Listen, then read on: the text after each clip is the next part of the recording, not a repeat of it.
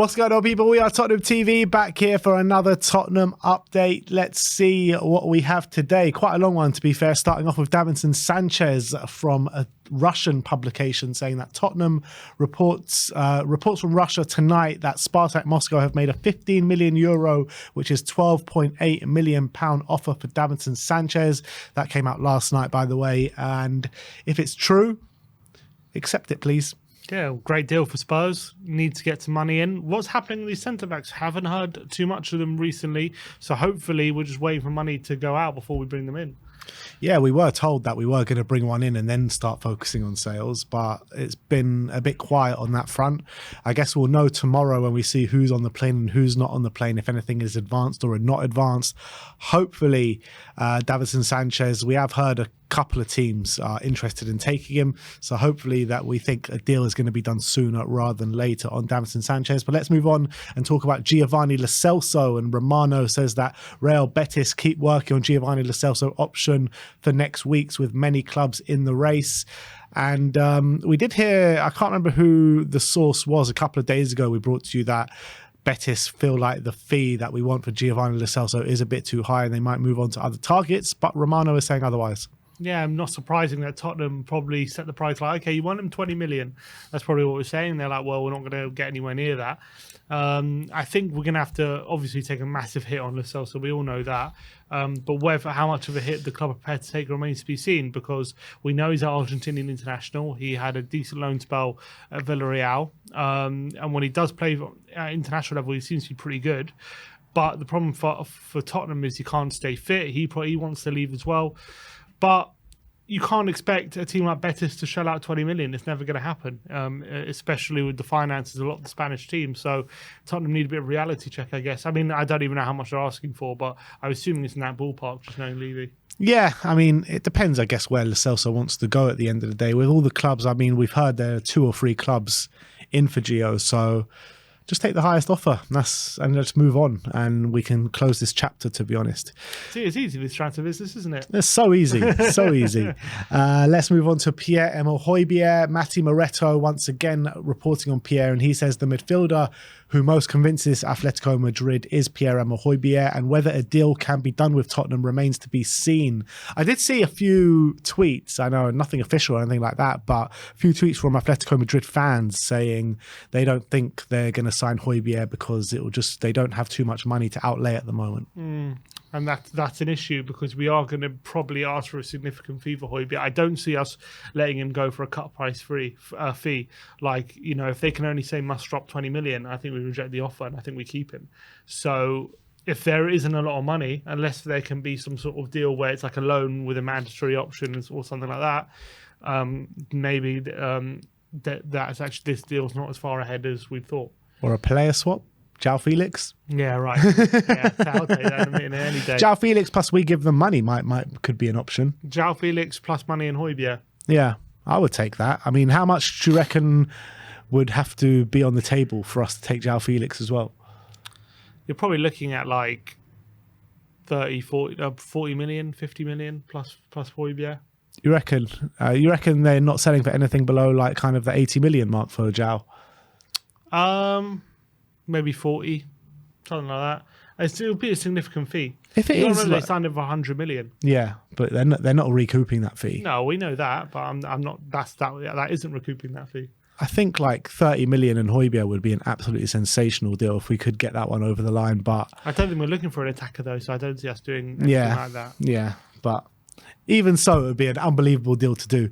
But let's move on. Let's talk about Harry Kane. Sammy Mockwell says that Tottenham will step up their bid to keep Harry Kane by offering him a post-playing role at the club alongside a salary worth more than £400,000 a week. Spurs have placed £120 million valuation on Kane, and fee that many clubs deem unrealistic given that he's entering his final year of his contract. And Matt Law kind of echoes that, and he says Spurs are ready to offer Harry Kane a post-playing career role at the club as part of a bid to get him to sign a new contract, but nothing has been discussed as of yet. Kane feels that he can play for another 10 years at the top level. So that echoes what we've been saying for a long time, that he definitely is going to have longevity, and it's good that Kane feels that. I'm open to Harry Kane taking Daniel Levy's role. Is that the post playing? What does that even mean? Post playing? Is that what a manager? Is he going to be offered the manager's job? No, he's not. It's a coach. Yeah, it's a coaching role. So what, we're not going to offer him a coach if he doesn't sign. Is that what we're saying? You can't be a coach unless you sign the contract. It's basically they're just trying anything and everything that they possibly can to get him to sign a contract. He knows, and everyone knows full well, once he's retired and he wants to stay at coaching, he knows all he has to do is knock on the door at Hotspur Way, and he's given the job. Yeah, regardless what happens over the next couple of years, he'll be welcome back at Tottenham. So this post-playing role, I don't understand what the incentive, what that adds to the negotiations. It doesn't add anything to the negotiations, but just they're just trying to find things just to offer him, just to give something more on that contract. That basically there's nothing in it. You get free parking at Hotspur Way as well. A lifetime of free parking. Yeah, free parking, free skywalks, free F1 go-karting tracks. Get some tickets for the games after he's retired. Exactly, and every time the NFL come here, you can be the kicker on the pitch as well. Just give him anything he wants. Just anything. We're only one step away from Levy offering him the job. Get him on the board as well. The one thing Levy won't give up is his own job for this. Yeah. That's the only thing he won't give up. Let's talk about Mickey van der Ven now. A few Spurs ITKs yesterday doing the rounds on Twitter. I mean, take this with a pinch of salt, take it with what you will. But I think these ITKs have actually had a bit of info this summer. And Spurs ITK Chandler says that Van der Ven practically done, expecting him by the end of the week. Just got to send the official bid and it should be done. Still working on Tapsoba. It's just finding a way to keep it financially possible, and Bayer being a pain in the ass, as we will sign, but we will sign another centre-back after Van der Ven. Mysterio says that Van der Ven is on the verge. Minor details and planning a medical. Still locked in talks over Tapsoba. But Nazar Kinsella says that Tottenham are currently in talks with Wolfsburg defender Mickey van der Ven, but it could collapse. There are fears that Liverpool could hijack their move for Mickey van der Ven, but that does go against reports that we heard a couple of days ago from the Wolfsburg side saying that Liverpool feel like it's a bit too soon to make that van der Ven move. Yeah, I don't know how up to date that reporting is from Kinsella, because I know he's a Chelsea reporter. He's not really on the Tottenham side. That's usually Dan Kilpatrick. So maybe he's I don't know if he's completely up to date with the information that Liverpool are. Why even put out the information then? Because maybe that's what he's heard. Because we knew Liverpool were in for him. Were for Van der Ven. It's widely known that they've had interest, but not long ago that it's been not confirmed, but the reports are that Liverpool are going to pull out of that and they're not interested because I don't know, they don't think he's ready or something. So maybe he's going off the initial interest potentially. I don't know, but in terms of Van der Ven, I don't obviously take too much weight for what ITK say usually. Come on. But as much as I'd love to believe everything an ITK says. We see how many times you share them in the group chat. I shared them. Doesn't mean I believe it. You take it as gospel. Come on, people. It's nice to know what's being said, but doesn't mean it's, gospel is definitely going to happen. But of course it does. Something, I mean, I don't know. Again, I don't know what the hold-up is, because apparently we were very close last week and to agreeing a fee. Personal terms supposedly isn't the problem. They were saying that we're weighing up Tapsoba and Van der Ven. Maybe that's still happening. Maybe we're still negotiating for Tapsoba, and that's what the hold-up is. I hope we just get this one done, and Tapsoba, obviously. It's going to be a long wait, because we heard that we wanted one in before the tour. Now that doesn't seem to be happening unless something happens over the next 48 hours. So, I mean, I don't know what the hold-up is. There's always a hold-up with Tottenham, though, isn't there? It's hard to be patient when you're a Tottenham fan. Look, Spurs ITK Chandler is never wrong. He's never wrong. This deal is on the brink. It's on the verge. No, I'm joking. But I do think this one's going to happen. It feels like it's just gone way too quiet for it not to happen. And I feel like, I keep saying this, but I feel like tomorrow we'll be hearing more details on this one. every day, tomorrow he's like, wait by the phone, Tim. It's happening. Tomorrow is the day, people.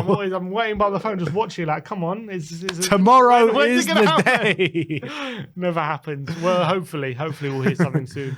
Next up, let's talk about Levi Colwill of Chelsea. Nazar Kinsella says that Tottenham have joined the race for Levi Colwill's growing list of admirers. Despite Chelsea insisting the defender is not for sale, Chelsea have offered the 20-year-old a new contract to secure his long-term future, but it remains unsigned as the homegrown youngster seeks assurances over his game time in West London. I would love Colwill. I think he would be a brilliant signing, but I think we can already rule it out because they rejected a £40 million bid from Brighton. And are we going to go 40 million? I don't think so. So they could already rule this one out. Yeah. So as simple as that. Yeah. Because if we were willing to go 40, why wouldn't we have got Tapsoba and Van der Ven? Yeah, it's true. So it doesn't make any sense. Unless Colwill is the smokescreen. Unless Tapsoba's the smokescreen for Colwill. Yeah, I would like to dream. And then we'll bid. And then first of all, not only do we have to bid over 40, you'll probably have to add an extra 5 or 10 million to that. And then Chelsea have to deal with us as well. And we have to potentially battle off interest from Liverpool. So even if we could muster up the money, it's still not a definite yes.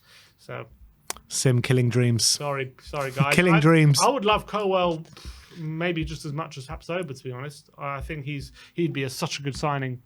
Colwill is a brilliant player, and I think in terms of his personal feelings towards his future and stuff, do you think he will end up staying at Chelsea? Apparently, Poch wants him to stay. The problem with Colwill is they've signed for Fana and Bachile for big money. So the problem is being guaranteed the game time, and I think he's good enough to be guaranteed game time.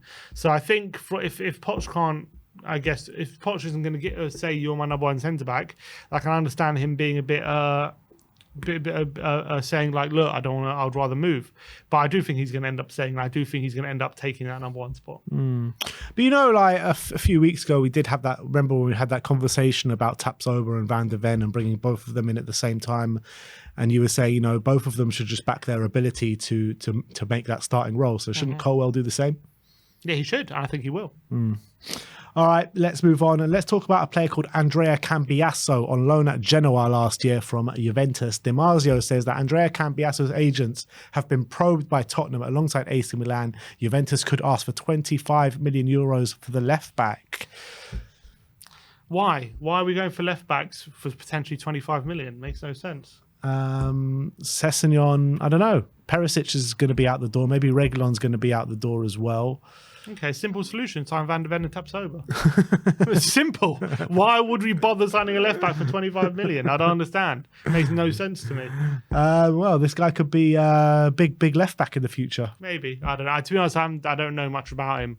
I don't know how good he is. I mean, from the little research I've done, he doesn't seem to be particularly outstanding, but obviously I don't know. But why? If you're willing to spend that amount of money on him, first of all, you've got Ben Davis there as well, and you've got Udogie.